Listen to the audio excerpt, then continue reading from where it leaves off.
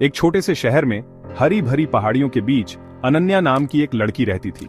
अनन्या एक तेज और समझदार बच्ची थी, लेकिन बहुत शर्मीली। उसकी दुनिया बहुत छोटी थी, जो उसकी किताबों और परिवार के प्यारे चेहरों तक ही सीमित थी। स्कूल में अनन्या आखिरी बेंच पर बैठने वाली शांत लड़की थी। क्लास में बोलने का ख्याल आते ही उसकी रूह कांप जाती थी। उसका दिल जोर से धड़कने लगता था, हथेलियां पसीने से भर जाती थीं और उसका गला रुंध जाता था। अनन्या अपने सहपाठियों से जुड़ना चाहती थी, अपने विचार शेयर करना चाहती थी, लेकिन जजमेंट का डर उसे बांधे रखता था। यह डर एक ऊंची दीवार की तरह थी, जो उसे बाहरी दुनिया से अलग करती थी। जिंदगी चलती रही और अनन्या पढ़ाई में बहुत अच्छी होती गई। उसकी खामोशी उसकी ढाल बन गई, जो उसे अनजान से बचाती थी। उसे क्या पता था, एक तूफान आने वाला है, एक ऐसा तूफान जो उसे उसकी सहूलियत की दुनिया से बाहर निकलने और अपनी आवाज उठाने के लिए मजबूर कर देगा।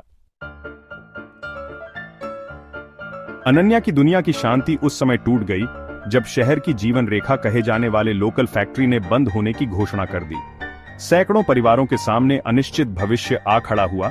उनकी रोजी रोटी खतरे में पड़ गई। फैक्ट्री बंद होने की खबर जंगल की आग की तरह फैल गई, जिससे पूरे समुदाय पर अंधेरा छा गया। लोग गुस्से में थे, डरे हुए थे और हताश थे। टाउन हॉल में बैठकें हुईं, लेकिन लोगों की आवाजें अनसुनी रहीं। अनन्या के पिता, जो फैक्ट्री में बहुत मेहनत करते थे, बिल्कुल टूट गए। ऐसा लग रहा था जैसे सारी दुनिया का बोझ उनके कंधों पर आ गया हो। अपने पिता की निराशा को देखकर अनन्या के दिल में एक चिंगारी सी भड़क उठी, गुस्से की, अन्याय की, कुछ बदलने की एक सख्त जरूरत की चिंगारी। वह शांत लड़की जो हमेशा पीछे ही रहती थी, उसने अपने अंदर एक अनजानी सी भावना को उमड़ते हुए महसूस किया। इस बार वह चुप नहीं रह सकती थी, इस बार उसे बोलना ही था। बोलने का फैसला अनन्या के लिए आसान नहीं था। वह जानती थी कि उसके शब्दों का असर हो सकता है, लेकिन डर ने उसे जकड़ रखा था। डर एक बिन बुलाए मेहमान की तरह उसके मन में घर कर गया था। यह डर उसे हर कदम पर रोकता, उसे कमजोर महसूस कराता। वह उसके कान में शक की बातें फुसफुसाता, उसकी असुरक्षाओं को और बढ़ाता। अनन्या को लगता कि उसकी आवाज में दम नहीं है। एक शाम जब अनन्या गहरे सोच में डूबी हुई थी, तो उसके दादाजी, जो एक रिटायर्ड टीचर थे, ने उसके चेहरे पर छाए उदासी के भावों को भांप लिया। उन्होंने महसूस किया कि अनन्या को मार्गदर्शन की जरूरत है। उन्होंने हमेशा अनन्या को अपनी आवाज उठाने के लिए प्रेरित किया था, उसे याद दिलाया था कि शब्दों में बहुत ताकत होती है। उन्होंने उसे समझाया कि हर आवाज मायने रखती है। उन्होंने उसे ऐसे साधारण लोगों की कहानियां सुनाई, जिन्होंने अपनी आवाज उठाने के लिए बड़ी से बड़ी मुसीबतों का सामना किया था। इन कहानियों ने अनन्या को गहराई से प्रभावित किया। उन्होंने नागरिक अधिकार आंदोलन, महात्मा गांधी, शांतिपूर्ण विरोध की ताकत और दृढ़ विश्वास के साहस के बारे में बताया। इन उदाहरणों ने अनन्या के मन में एक नई ऊर्जा भर दी। उनकी बातों ने अनन्या के दिल में उम्मीद का बीज बो दिया।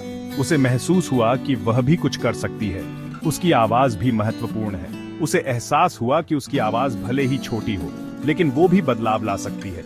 यह एहसास उसके लिए एक नई शुरुआत थी। अब वक्त आ गया था कि वह अपने डर का सामना करे और अपने समुदाय के लिए, अपने परिवार के लिए और अपने लिए आवाज उठाए। अनन्या ने साहस का बीज अपने दिल में अंकुरित होते देखा। आने वाली टाउन हॉल मीटिंग अनन्या का युद्ध का मैदान बन गई। यही वह मंच था जहां उसे अपने सबसे बड़े डर का सामना करना था और पहली बार अपनी आवाज बुलंद करनी थी। जैसे जैसे अनन्या अपने भाषण की तैयारी कर रही थी, दिन रातों में बदलते गए। उसने आईने के सामने प्रैक्टिस की। उसकी आवाज पहले तो कांप रही थी, फिर धीरे धीरे मजबूत होती गई। हर हकलाहट, हर पाउजा उसे उस डर की याद दिलाता था जिस पर उसे काबू पाना था। लेकिन अनन्या ने हार नहीं मानी। उसे अपने नए उद्देश्य से ताकत मिल रही थी। वह जानती थी कि उसकी आवाज, चाहे कितनी भी कंपाती हुई क्यों ना हो, दूसरों को अपनी आवाज उठाने के लिए प्रेरित कर सकती है। डर रातों रात गायब नहीं हुआ, लेकिन हर प्रैक्टिस सेशन के साथ अनन्या उस दीवार को तोड़ती गई जो उसे इतने लंबे समय से कैद किए हुए थी। वह भीड़ का सामना करने के लिए तैयार थी, अपनी आवाज दुनिया को सुनाने के लिए तैयार थी। भाग 5, तैयारी और शक। जैसे जैसे टाउन हॉल मीटिंग का दिन नजदीक आता गया, अनन्या की बेचैनी बढ़ती गई। हर गुजरते पल के साथ उसकी घबराहट और भी बढ़ती जा रही थी। उसने खुद से सवाल किया कि क्या वह वाकई में कुछ बदल पाएगी? क्या उसकी कोशिशें किसी काम आएंगी? क्या होगा अगर मेरी आवाज काफी मजबूत नहीं हुई? क्या लोग मेरी बात सुनेंगे? क्या होगा अगर मेरे शब्द लड़खड़ा गए? क्या मैं अपनी बात सही से रख पाऊंगी? उसके परिवार ने उसकी बेचैनी को भांप लिया और उसका साथ दिया। उन्होंने उसे अकेला महसूस नहीं होने दिया। उन्होंने उसे उसकी ताकत, उसकी समझदारी और उसके संदेश की अहमियत की याद दिलाई। उन्होंने उसे यकीन दिलाया कि वह इस चुनौती का सामना कर सकती है। उन्हें उस पर भरोसा था, तब भी जब उसे खुद पर शक था। उनका विश्वास उसकी सबसे बड़ी ताकत बन गया। अनन्या, याद करो, तुम कितनी मजबूत हो। तुम्हारे अंदर वो ताकत है जो किसी भी मुश्किल को पार कर सकती है।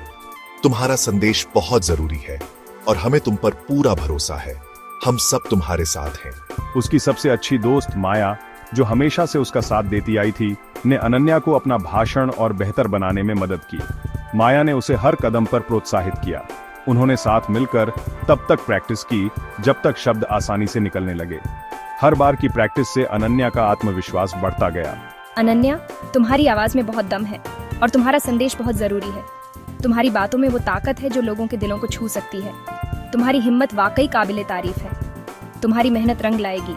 हर गुजरते पल के साथ अनन्या का हौसला और मजबूत होता गया। उसे अपने अंदर एक नई ऊर्जा का एहसास हुआ। उसे एहसास हुआ कि डर तो अभी भी था, लेकिन उसे मात देने की उसकी जिद भी उतनी ही मजबूत थी। उसने ठान लिया कि वह हार नहीं मानेगी। अब चुप रहने का वक्त नहीं है, अब बोलने का वक्त है। अब अपने हक की आवाज उठाने का वक्त है।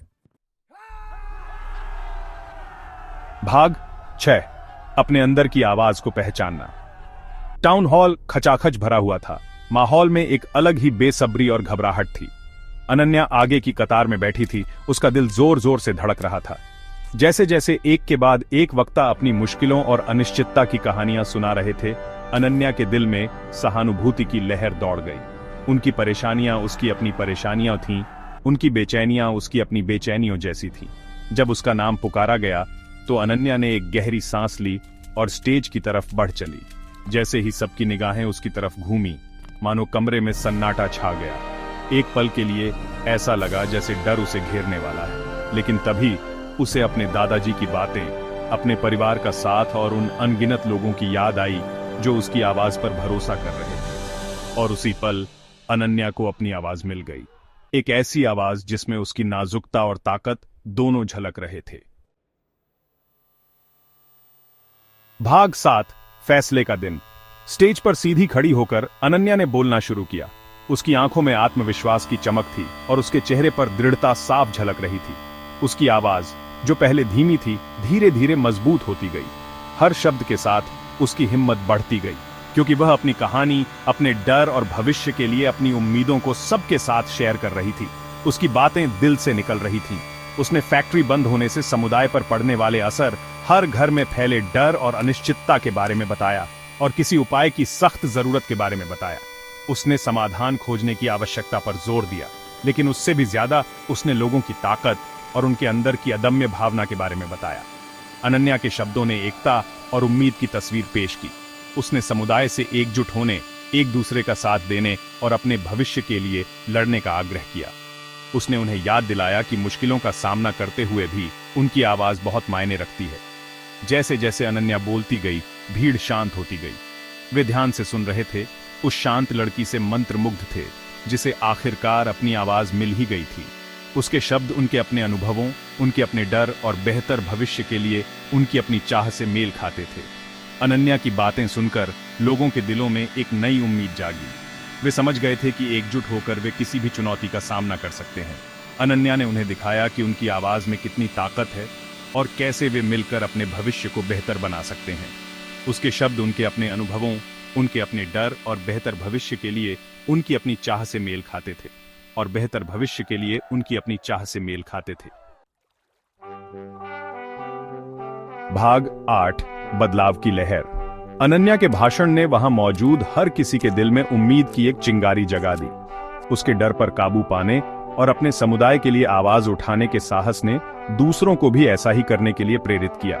टाउन हॉल मीटिंग, जो निराशा के माहौल के साथ शुरू हुई थी, एक नए उद्देश्य के साथ खत्म हुई।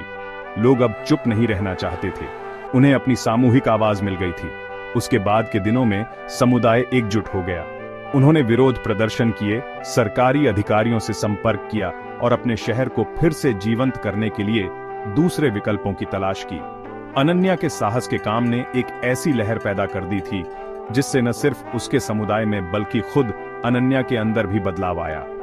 उसने अपने अंदर एक ऐसी ताकत की खोज की थी जिसके बारे में वह पहले कभी नहीं जानती थी, एक ऐसी ताकत जो उसे फर्क लाने के लिए अपनी आवाज का इस्तेमाल करने से मिली थी। भाग 9, खामोशी तोड़ो। अनन्या की कहानी अपनी आवाज पाने की ताकत का एक बेहतरीन उदाहरण है। यह हमें याद दिलाती है कि डर का सामना करते हुए भी हमारी आवाजों में प्रेरित करने, ठीक करने और बदलाव लाने की ताकत होती है। हम सबकी अपनी एक आवाज है, एक अनोखा नजरिया है जिसे सुने जाने का हक है। हो सकता है कि शुरुआत में यह बस एक फुसफुसाहट हो, लेकिन अभ्यास और साहस के साथ ये एक गर्जना बन सकती है जो पूरी दुनिया को हिला दे। तो डर की बेड़ियों को तोड़ दो, अपनी आवाज की ताकत को अपना लो। आप जिस चीज में यकीन रखते हैं उसके लिए बोलो, अपने लिए बोलो और उन लोगों के लिए बोलो जो खुद के लिए नहीं बोल सकते। आप नहीं जानते कि आपके शब्दों का क्या असर हो सकता है, आप किसकी जिंदगी बदल सकते हैं या आप किस बदलाव को प्रेरित कर सकते हैं।